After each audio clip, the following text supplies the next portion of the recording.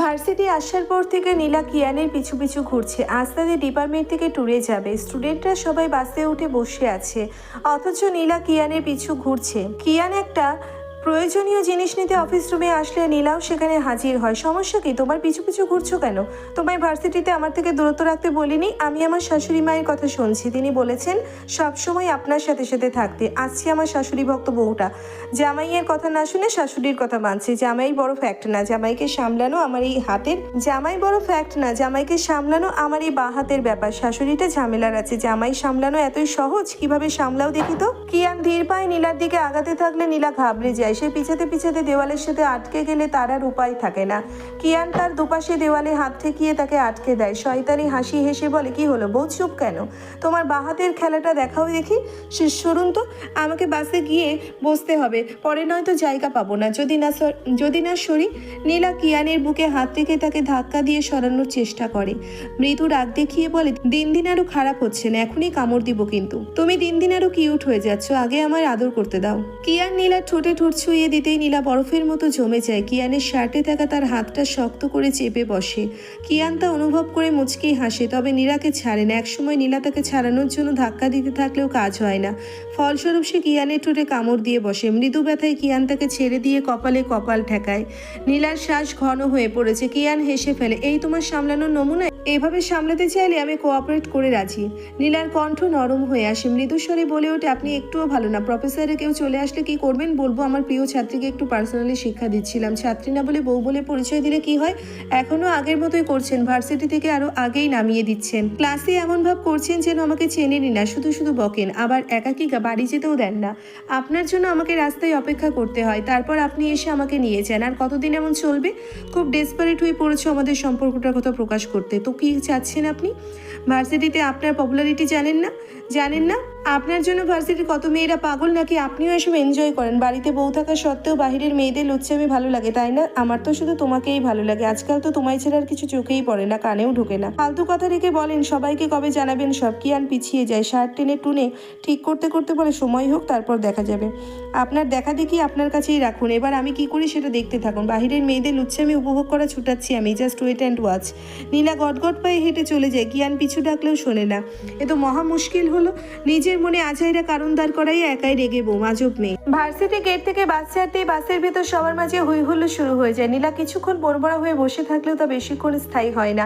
গানের তালে বাকিদের সাথে সে নিজেও আনন্দে মেতে ওঠে। শুরুতে নাচানাচি করতে থাকলে কোনো খারাপ লাগা ফিল হয়নি, তবে ক্লান্ত হয়ে পড়ায় সিটে এসে বসতেই পেটের ভেতর কেমন করতে থাকে, যেন ভেতর থেকে সব বেরিয়ে আসতে চাচ্ছে। নীলা বাসে তেমন যাতায়াত করে না। আজ অনেকদিন পরে বাসে উঠে আবারও খারাপ লাগা শুরু হয়। হয়তো কোনো টক কিছু খেলে ভালো লাগতো। মনে পড়ে সকালে কিয়ান কিছু শুকনো খাবার কিনে দিয়ে গিয়েছিল। ব্যাগ হাতিয়ে সেখানে কয়েকটা আচারের প্যাকেট খুঁজে পায়। দ্রুত একটি আচার নিয়ে এসে খাওয়া শুরু করে। এতে ধীরে ধীরে বমিভাবটা প্রশম হয়। দুর্ভাগ্যবশত কিয়ান তাদের বাসে পড়েনি, তাই নীলা আর কিয়ানের আর সাক্ষাৎ হয়নি। তাদের গন্তব্যে পৌঁছতে আরও কিছুটা সময় লাগবে, তাই নীলা চোখ বুজে নেয়। নাবিহা এসে নীলাকে বিশ্রাম নিতে দেখে আর ডাকে না। নীলার ঘুম এসে যাচ্ছিল, তখনই কিয়ানের ফোন আসে। রিসিভ করবে না ভেবেও রিসিভ করে ফেলে। ওপাশ থেকে কিয়ান জানায় তাদের পৌঁছতে 10 মিনিটের মতো লাগবে। সে ঠিক আছে কিনা, বাসে খারাপ লাগছে নাকি জানতে চায়। নীলা উত্তর করে না, শুধু কিয়ানের চিন্তিত কণ্ঠই শুনে যায়। ওপাশের বাসের তীব্র গানের আওয়াজে তাদের আর কথা বলা সম্ভব হয় না। গন্তব্যে পৌঁছে কিয়ান নীলার খোঁজ করতে থাকে। নীলা দূর থেকে লুকিয়ে কিয়ানের এদিক ওদিক তাকে খোঁজার দৃশ্যটা উপভোগ করতে থাকে।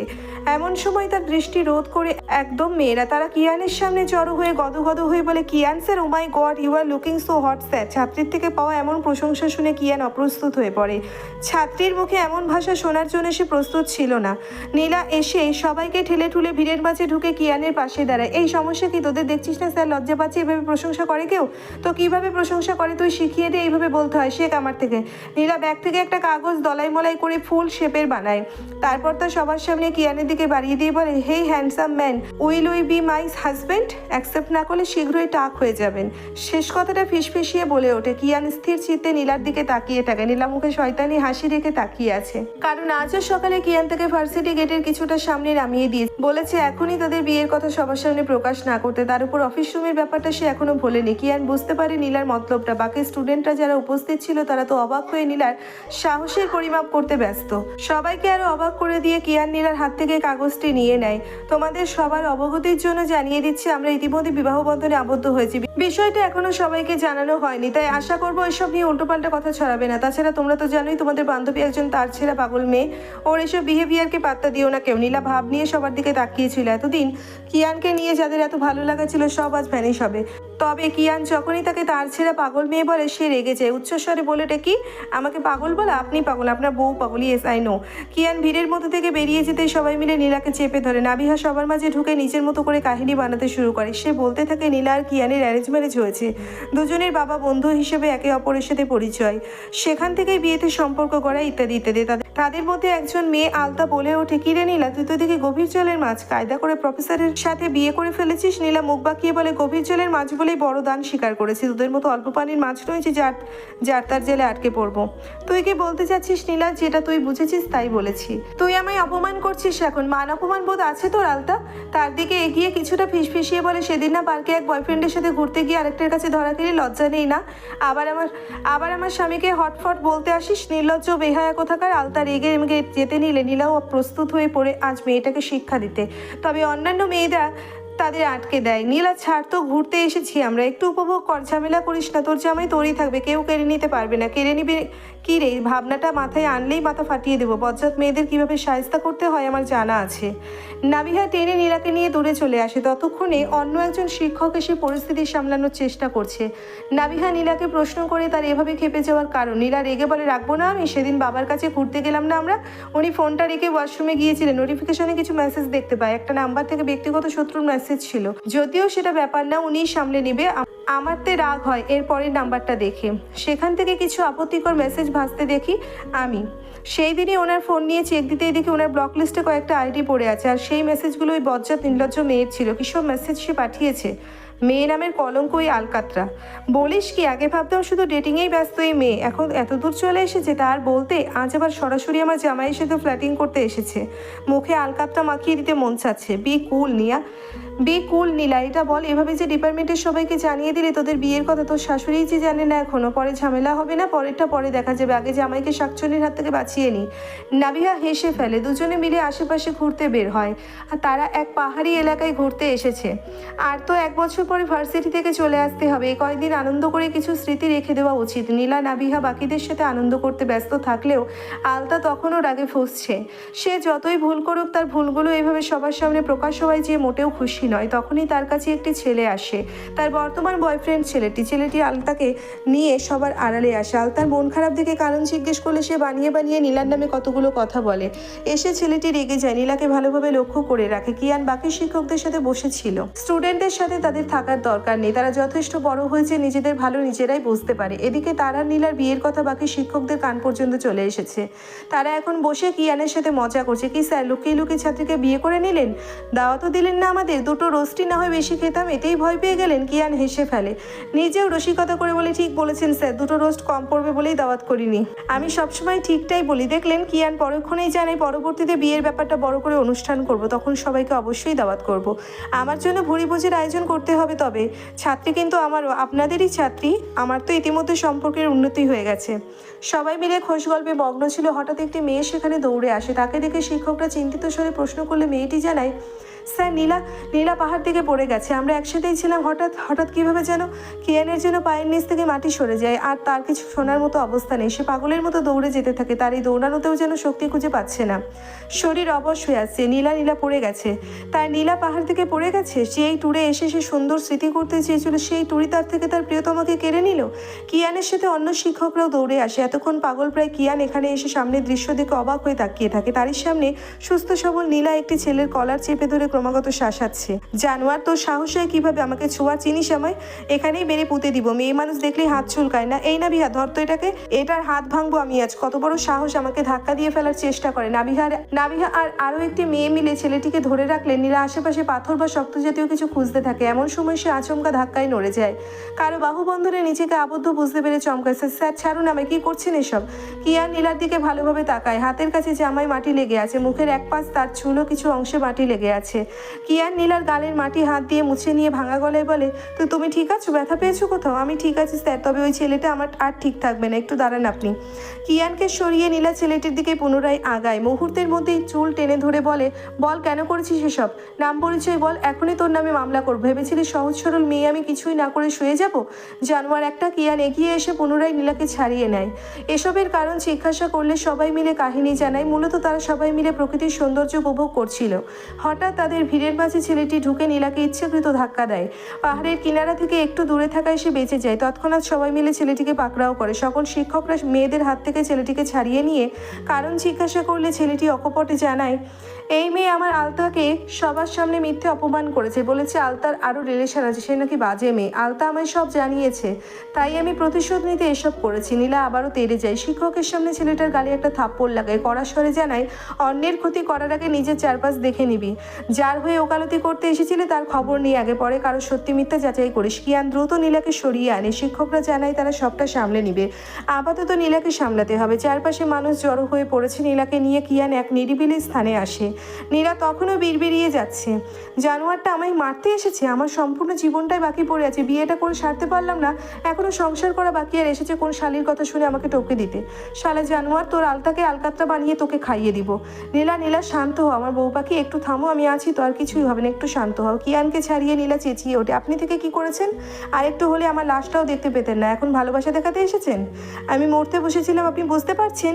কিয়ান নীলাকে শক্ত করে বুকে জড়িয়ে নেয়। ভাঙা কণ্ঠে বারবার বলতে থাকে, আই এম সরি বউ, আই এম সো সরি, আমি সত্যিই কিছুই করতে পারিনি, আমায় ক্ষমা করো নীলা ফুপিয়ে ওঠে। তার চোখের সামনে ভেসে ওঠে পূর্বের দৃশ্যটা। একটুর জন্য সে নিচে পড়তে পড়তেও বেঁচে গিয়েছে। কি একটা মুহূর্ত ছিল সেটা, ভাবতেই তো গা শিউরে উঠছে। কিয়ানের বুকে সে ফুপিয়ে কেঁদে ওঠে। কিয়ান যথাসম্ভব তাকে শান্ত করার চেষ্টা করে। নাবিহারা এসেছিল নীলার খবর নিতে। এসে দুজনকে এমতো অবস্থা দেখে একটু অপ্রস্তুত হয়ে পড়ে, তাই কোনো ডিস্টার্ব না করে দ্রুত স্থান ত্যাগ করে। এখন একমাত্র কিয়ান স্যারই পারবে নীলাকে সামলাতে। নীলা সেই কখন থেকে কিয়ানের থেকে দূরত্ব বজায় রাখছে। বড্ড অভিমান হয়েছে মেয়েটার। অবশ্য অভিমান না হয়ে রাগ দেখালেও তো অন্যায় হতো না, তার প্রাণনাশের ঝুঁকি ছিল, নিজেকেই নিজে সামলেছে। কিয়ান তখন ছিল না পাশে, তাই নীলার রাগ করাটা স্বাভাবিক। ছেলেমেয়েরা আবারও সবাই ঘোরাঘুরিতে মত্ত হয়েছে। তারা শহরের বাহিরে এসেছে বলে এখনও আলতার কোনো ব্যবস্থা নেওয়া হয়নি এখনও, তবে ভার্সিটি ফিরে অবশ্যই ব্যবস্থা নেওয়া হবে। সেসব নিয়ে শিক্ষকেরা একে অপরের সাথে কথা বলছে। তাদের মাঝে কিয়ান শান্ত দৃষ্টিতে বাহিরের দিকে তাকিয়ে আছে। নীলা এখন তার দৃষ্টি সীমানার মাঝেই বন্দী, তবে নীলা একবারের জন্যও তার দিকে তাকাচ্ছে না। কিয়ান দীর্ঘশ্বাস ফেলে। সন্ধ্যার দিকে তারা শহরে ব্যাক করে। ভার্সিটি গেটে বাড়ি থামতেই সেখান থেকে সবাই নিজ নিজ বাসার উদ্দেশ্যে রওনা দেয়। কিয়ান গাড়ি থেকে নেমে অন্য শিক্ষকদের সাথে সব গোছগাছ করে বেরিয়ে আসতে আসতে নীলা ভার্সিটি থেকে বেরিয়ে আসে। গেটের কাছে কোথাও নীলাকে না পেয়ে কিয়ান ফোন করে, তবে নীলা সরাসরি কল কেটে দেয়। সকালে অমন ঘটনার পর নীলার মানসিক অবস্থা ভালো নেই। তার মাঝে দুজনের এমন দূরত্ব কিয়ানকে অস্থির করে তোলে। চলতি পথে বাড়িতে কিয়ানাকে ফোন করে জানতে পারে নীলাম ইতিমধ্যে বাড়ি ফিরে এসেছে। কিয়ান দ্রুত বাড়ি ফিরে আসে। তাকে দেখেই মমতাজ বেগম বলেন, কি রে কিয়ান, নীলা একা ফিরলো কেন? কিছু হয়েছে সেখানে? কিয়ান হকচকিয়ে গিয়ে বলে, নীলা আগে এসেছে কারণ আমার অফিসে কাজ ছিল, আর রাত হয়ে এসেছে তাই ওকে আগে পাঠিয়ে দিয়েছি। দিন দিন বোকা হচ্ছিস, একটা মেয়েকে এই রাতে একা পাঠাস কোন হিসেবে? তোর দেরি হলেও একটু অপেক্ষা করতো, পরে একসাথে আসতি। আচ্ছা মা, আমার ভুল হয়ে গেছে, আর কখনো এমন হবে না। এখন রুমে যাই, তানহাকে খাবার বাড়তে বলবো, খাবি না তোরা? আমি আর রাতে খাবো না, তুমি ঘুমিয়ে পড়ো গিয়ে। ভাইয়ের বাসায় এসেছে, স্বামীন এসেছে, কতকে কিনেও এনেছে, তোদের জিনিস রাখা আছে, দেখে নিস, ভাইয়ের সাথে দেখা করিস। কিয়ান মাথা নেড়ে যেতেই মমতাজ বেগমও রুমে চলে আসেন। তিনি একাকী থাকেন বলে রোজা বেগম ওনার সাথেই থাকেন। মমতাজ বেগম আসতেই তিনি বলেন, ভাবি সত্যি করে বলো তো, এই নীলা মেয়েটাকে তোমার কাছে কেমন লাগে না? বারবার আমাদের কিয়ানের আগে পিছিয়ে পড়ে থাকে। তোমার কি ঠিক হয়েছে এভাবে মেয়েটাকে এখনো বাড়িতে রাখা? আর মেয়ের বাবারও কি আক্কেল, ভার্সিটিতে হল থাকতে মেয়েকে অন্যের বাড়িতে রেখে দিয়েছে। মমতাজ বেগম আর কথাকে বিশেষ পাত্তা না দেন, তিনি নিজের মতো আলনার কাপড় গোছানোই ব্যস্ত। ভাবি আমি কি বলছি শুনতে পাচ্ছ? রোজা, তোমার মনে আছে আমার কিয়ান হওয়ার সময়ের ঘটনাটা? ও হওয়ার সময় তোমার ভাইজান কাজের সূত্রে 2 দিনের জন্য ঢাকা গিয়েছিল, আর আমারও ভাগ্য তখনই আমার ডেলিভারির ডেট পড়ে। সেবার আমার রক্তের প্রয়োজন পড়েছিল, আর রফিক ভাই সেবার রক্ত দিয়েছিলেন আমায়। আমি ওনাকে তেমন চিনতামও না, অথচ বন্ধুর বইয়ের বিপদে নিঃস্বার্থভাবে এগিয়ে এসে সাহায্য করেছিল। তারপর থেকে বিভিন্ন বিপদে আপদে সাহায্য করেছেন। তবে আমার ভাগ্য, নীলার মায়ের সাথে আমার দেখাও হয়নি। তারপর অনেকগুলো বছর পার হয়ে যায়। একদিন জানতে পারি ভাবি আর নেই। 5 বছরের মেয়েটাকে স্বামীর হাতে রেখে তিনি চলে যান। একা হাতে মেয়েটাকে মানুষ করেছেন তিনি। বাবার একমাত্র সম্পদ এই নীলা। তোমার কি মনে হয় বাবা হয়ে তিনি মেয়েকে হলে রেখে শান্তিতে থাকতে পারবেন? এতগুলো বছর যাকে কাছছাড়া করেননি তাকে এই প্রথমবারের মতো ফেলে রেখে যেতে হলো। ওনার কাছে আমাদেরকেই, ওনার মেয়ের সুরক্ষার জন্য আমাদেরকেই আপন মনে করেছেন। আমরা কিভাবে পারি ওনার বিশ্বাস ভঙ্গ করতে? সব বুঝলাম ভাবি, কিন্তু মেয়ে তো সুবিধার নয়। তার উপর একবার তাদের বিয়ের কথাও উঠেছিল। কোনো বিপদ হবে না যে তার কোনো নিশ্চয়তা আছে? আমার কিয়ান কোনো বাচ্চা নয়, ও যথেষ্ট বুঝতা। নীলা বাচ্চা হলেও কিয়ান তার সাথে মিলে ভুল করতে যাবে না। রোজা বেগম মুখ বাঁকিয়ে বলেন, অবিবাহিত ছেলে মেয়ে পানি আর চিনির মতো, যখন তখন মিলেমিশে শরবত হয়ে যেতে সময় লাগবে না। কিয়ারা ভেতরে আছিস? দরজা খোলে একটু, আমার দরকার আছে। কিয়ারা এসে দরজা খুলে দিতে কিয়ান হুড়মুড়িয়ে ভেতরে ঢুকে নীলাকে বিছানায় চাদর মুড়ি দিয়ে শুয়ে থাকতে দেখে। কিয়ারা বলে, কি হয়েছে নীলার? ওখানে কোনো ঝামেলা হয়েছে? এসে থেকে এভাবে শুয়ে আছে, কিছুই বলছেও না। আসলে বলছিলাম কি কিয়ারা বোন, আমার একটা সাহায্য করবি আমার? কিয়ানকে এভাবে অনুরোধ করতে দেখে কিয়ারা অবাক হয়। এভাবে বলার কি আছে? কিছু লাগবে বলো আমায়। বোন আমি আমার বউটাকে নিয়ে যাচ্ছি, তুই আজকে একাকি থেকে যা, প্রমিস। তুই যা চাইবি তাই দেবো, শুধু কাউকে বুঝতে দিস না যে নীলা আমার সাথে আছে। এমনি হলে কিয়ারা অনেক জোর করতো, তবে নীলার কিছু একটা হয়েছে বুঝতে পেরে আর বাধা দেয় না। সম্মতি পেয়ে কিয়ান দ্রুত নীলার কাছে যায়। কোনো আগাম সংকেত ছাড়াই চাদরে মোড়ানো নীলাকে কোলে তুলে নেয়। নীলা তখনও জাগ্রত ছিল, এতক্ষণ সবই শুনতে পেয়েছে। সে ছটফটিয়ে উঠলে কিয়ান শক্ত হাতে তাকে ধরে রেখে দ্রুত রুম থেকে বেরিয়ে আসে। তারা বেরোতেই কিয়ারা চারিপাশ থেকে দরজা আটকে দেয় আর কিয়ান সোজা তার রুমে চলে আসে। কোনো রকম দরজা আটকাতে নিলে নীলা ছটফটিয়ে উঠে কিয়ানের ঘাড়ে নখ দাবিয়ে দেয়। কিয়ান ব্যথায় হিসিয়ে ওঠে, আসতে ব্যথা পাচ্ছি আমি। নীলা যেন আজ মৌন ব্রত পালনের সিদ্ধান্ত নিয়েছে, তাই যথাসম্ভব চুপ থেকেই প্রতিরোধের চেষ্টায় মগ্ন সে। কিয়ান তাকে বিছানায় শুইয়ে আটকে নেয়, হাত দুটো কোনো রুমে আটকে নিয়ে নরম সুরে বলে, এত রাগ করতে নেই, একটু কথা বলো আমার সাথে। আমার খুব খারাপ লাগছে নীলা, প্লিজ বউ, এত জেদ করো না। নীলা মুখ ফিরিয়ে নেয়, তার চোখের কোণে জল জমেছে। কিয়ান তার নীরবতা দেখে আলতো করে গালে ঠোঁট ছোঁয়ায়, পরপর সারা মুখে ঠোঁট ছুঁয়ে দিতে থাকে। ফিসফিসিয়ে বলে, আই এম সরি বউ, প্লিজ আর শাস্তি দিও না আমায়। তোমার নীরবতা আমি সহ্য করতে পারছি না, প্লিজ নীলা। নীলা ঠোঁট কামড়ে কান্না নিবারণের চেষ্টা করছে। কিয়ান নীলার কাঁপতে থাকা ঠোঁটে ঠোঁট ছুঁয়ে রাখে।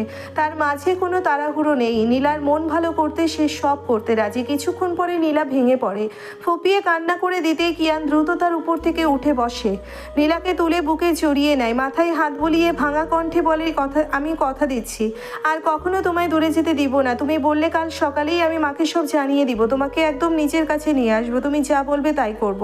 নীলা আমার বউ, প্লিজ একটু কথা বলো প্লিজ। সোহানের চাচি, আমার মায়ের পুত্রবধূ, আমার শ্বশুরের মেয়ে, আমার জান প্রাণ, একটু কথা বলো। দেখো আমার খুব খারাপ লাগছে, বুকের ভেতরটা খাখা করতে তোমার দুষ্টুমি দেখার জন্য। আমার নীলপরি।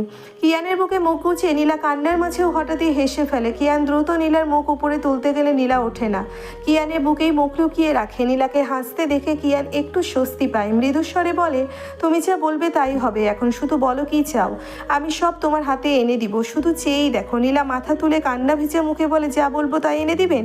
নীলাকে কথা বলতে দেখে কিয়ান খুশিতে গদগদ হয়ে বলে, বলেই দেখো, শুধু যা চাইবে তাই এনে দিব, তবে আকাশের ওই চাঁদটাই আমার চাই, এনে দিন, নয়তো আর এই মুখ দেখাতে আসবেন না। কিয়ান চোয়াল ঝুলে পড়ে, ঠোঁট উল্টে বলে, এ কেমন অবিচার বউ, জেনে শুনে এমন আবদার করলে? এনে দিলে দিন, নয়তো বিদায় হন। বিয়ের পর থেকে একটা কিছুও দিলেন না, শুধু টেনশন ছাড়া। আমার আর এই টেনশন নামক আপনাকে প্রয়োজন নেই। নীলা উঠে যেতে নিলে কিয়ান টেনে তাকে কোলে বসায়, চোখে চোখ রেখে লো ভয়েসে বলে ওঠে, নিজের বলতে ভালোবাসাটাই দিতে চাই, সম্মতি দিবে আমায়? আমি পুরোপুরিভাবে তোমায় নিজের করে পেতে চাই নীলা, এটাই আমার তোমাকে দেওয়া সবচেয়ে বড় উপহার হবে। কিয়ানের আশায় জল ঢেলে দিয়ে নীলা বলে, সম্মতি প্রকাশ করলাম না, এসব ভালোবাসাই আমার কিছুই হবে না, আমার চাঁদটাই লাগবে। কিয়ান ফিক করে হেসে ফেলে, মুহূর্তেই নীলাকে নিয়ে বিছানায় শুয়ে পড়ে। কানের কাছে ফিসফিসিয়ে জানে, রাজি হয়ে যাও পাখি, এভাবে আমায় কষ্ট দিও না। আপনি আমার অমতে জোর করবেন কিয়ান সাহেব? কিয়ান হতবিহ্বল হয়ে পড়ে, নিজের ভুল বুঝতে পেরে মাথা নুইয়ে ফেলে। মন খারাপ করে চুপচাপ উঠে পড়তে নিলে নীলা তার গলা জড়িয়ে ধরে। কিয়ান থমকে টাকা দিয়ে নীলা মুচকি হাসে। কিয়ানকে নিজের দিকে টেনে খুবই ধীরে কিয়ানের দুগালে ঠোঁট ছোঁয়ায়, কপালে ঠোঁট ছুঁয়ে দিয়ে ফিসফিসিয়ে বলে, এতদিন এভাবে থাকতে পেরেছেন, আরও কিছুদিন সহ্য করুন। আপনার মা এখনও আমাদের বিয়ের ব্যাপারটা জানেন না, নিজের শ্বশুরবাড়িতে থেকেও আমি বইয়ের মর্যাদা পাচ্ছি না। আমাকে আগে এ বাড়িতে নিজের অধিকার বুঝে নিতে দিন, তারপর আপনিও নিজের অধিকার বুঝে নিয়েন। কিয়ান মুচকি হাসে, নীলার ঠোঁটে ঠোঁট ছুঁয়ে স্থির থাকে। অতঃপর বউকে বুকে জড়িয়ে নিয়ে প্রশান্তির ঘুমে হারিয়ে যায়। যদিও কথাটা বলতে গিয়ে নীলা লজ্জায় শেষ হয়ে যাচ্ছিল, তবুও এসব না বললে ওনাকে আটকানো যেত যেত না। দোষ করলো উনি, বউয়ের খেয়াল রাখলো না উনি, অথচ এর মাসুল দিতে হচ্ছে নীলাকেই। এরা পুরুষ মানুষ সবসময় বিপদ থেকে পিছলে যায়, আর সব নারীদের ঘাড়েই এসে পড়ে যত যন্ত্রণা। স্যার, আমার একটা দরকার ছিল আলতার সাথে, ওকে একটু সাথে নিতে পারি? নীলা তোমার ক্ষতি করার চেষ্টা করায় ওকে ভার্সিটি থেকে বের করে দেওয়া হচ্ছে। সেই ওর সাথেই তোমার কি কাজ থাকতে পারে? প্লিজ স্যার, একটু। ঠিক আছে, দ্রুত আসবে। নীলা আলতার দিকে শয়তানি হাসি হেসে তাকে টেনে নিয়ে যেতে থাকে। নীলা, ছাড় আমায়, আমাকে যেতে দে। আমার জীবন নষ্ট করে তো শান্তি হয়নি। নীলা দাঁড়িয়ে যায়, মুহূর্তেই পিছু ঘুরে সজোরে আলতার গালে থাপ্পড় বসায়। আর আমাকে মেরে ফেলার প্ল্যান করেও মারতে পারিসনি বলে আফসোস হচ্ছে বুঝি? আবারও নীলা আলতাকে টেনে তাদের ক্লাসরুমে নিয়ে আসে। ক্লাসরুমে নাবিহা সহ আরও কয়েকজন স্টুডেন্ট উপস্থিত ছিল। তাদের হাতে একটা বড় কৌটায় কালো জাতীয় কোনো পদার্থ দেখে আলতা আটকে ওঠে। এই কি করবি তোরা আমার সাথে? আমাদের ছেলে মানুষ পেয়েছিস নাকি যে কিছু করব? অবশ্য তোকে দিয়েই করাবো। নাবুসোনা নিয়ে আয় তো। নাবিহা এসে কৌটোটা নিয়ে এগিয়ে আসে। নীলা পাশের বেঞ্চে পায়ের উপর পা তুলে বসে অর্ডার দেয়। তো আলতা শোনা, দ্রুত হাত লাগাও তো। কি করব? মা, বোকা মেয়েটা কি চিনিস? আলকাতরা এটা, অনেক খুঁজে কষ্ট করে নিয়ে এসেছে। দ্রুত নিজের মাথায় ঢাল এটা। আমি করব না এসব। করবি না মানে? সবাই ধরতো এটাকে। হালকা শাস্তি ওর পোষাচ্ছে না। এই আলকাতরা, ওকে খাওয়াবো এখন। নীলা সত্যি সত্যি উঠে আসতে আলতা ভয় পেয়ে যায়। সে ভয়ে দ্রুত কৌটো ধরে নিজের মাথায় ঢেলে দেয়। নীলা সে মুহূর্তটার সাথে সাথে ক্যামেরা বন্দি করে নেয়। আলতার এমন অবস্থা দেখে সবাই মিলে হাসি ঠাট্টায় মেতে ওঠে। নীলা ঠাট্টা করে বলে, একটু গালি মুখে মাখিয়ে নিলেই হতো। যাই হোক, বিউটিফুল লাগছে তোকে। তোর ভবিষ্যৎ সুখের হোক। তোর একটা স্মৃতি রেখে দিলাম। ভালো থাকিস বান্ধবী। আলতাকে ঠেলে বাহির থেকে বের করে দেয়। বাহিরে বের করে দেয়। এমন চেহারা নিয়ে ভার্সিটির মাঠপর্তি মানুষের মাঝ দিয়ে আলতাকে বেরিয়ে যেতে হয়। সকাল সকাল এটাই ছিল নীলার প্রথম কাজ। এত সহজে আলতাকে ছেড়ে দিলে মনে শান্তি আসবে না যে, তাই তো মনের কথা শুনলো। যদিও আলতার 365 নাম্বার বয়ফ্রেন্ডকে নাকি পুলিশে দেওয়া হয়েছে, ওটাকেও আলকাতরায় চুবাতে পারলে শান্তি হতো। কিয়ান বাড়ি ফিরতেই ড্রয়িং রুমের অস্বাভাবিক নীরবতা দেখে একটু অবাক হয়। সে বাড়িতে ঢুকতে চাইলে মমতাজ বেগম কড়া স্বরে বাধা দেন। থেমে যা ওখানেই। বাড়িতে ঢোকার কোনো অনুমতি দিইনি আমি। মানে কি করলাম আমি? বাড়িতে ঢুকতে দিচ্ছ না কেন? কি করছিস তুই জানিস না?